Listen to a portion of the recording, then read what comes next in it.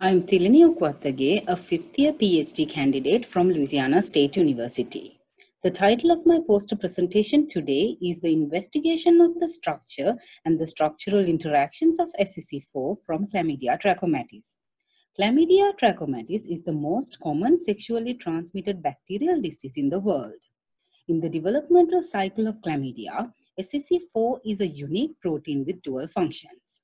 As you can see in figure 1, Scc4 can function as a type 3 secretion system chaperone by interacting with the Scc1 and copan proteins.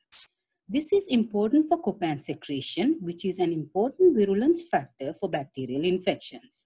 Also, Scc4 can function as a transcription factor by interacting with sigma-66 region 4 and the RNA polymerase holoenzyme to initiate the sigma-66 dependent transcription shown in the figure 2.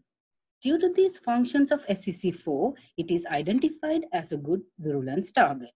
So studying Scc4 structure and the function is very important to develop new drugs which can treat chlamydial infections. As the first goal, the structure of Scc4 was investigated using the NMR spectroscopy.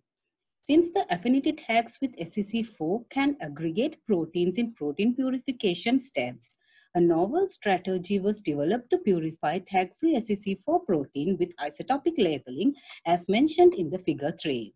By analyzing the 2D and 3D NMR experiments, the backbone and the side chain assignments were completed with the identification of 89% of the amides as shown in the 2D NMR spectrum in figure 4. With the secondary structure predictions of Scc4, we have identified 3 alpha helixes shown in green color and 5 beta sheets in blue color as mentioned in the figure 5. When the predicted secondary structure was compared with the Scc4 homology model predicted with the sequence, we saw some differences in the structure marked in red color in figure 6a. Figure 6b is the working model of 3D structure of Scc4 determined using the NMR spectroscopy, where the structure should be refined in the future to obtain the complete 3D structure.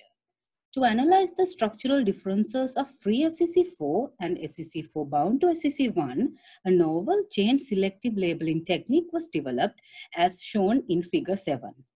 In figure 8, you can see the 2D NMR spectrum of free Scc4 in black color and the isotopically labeled Scc4 bound to unlabeled Scc1 in pink color.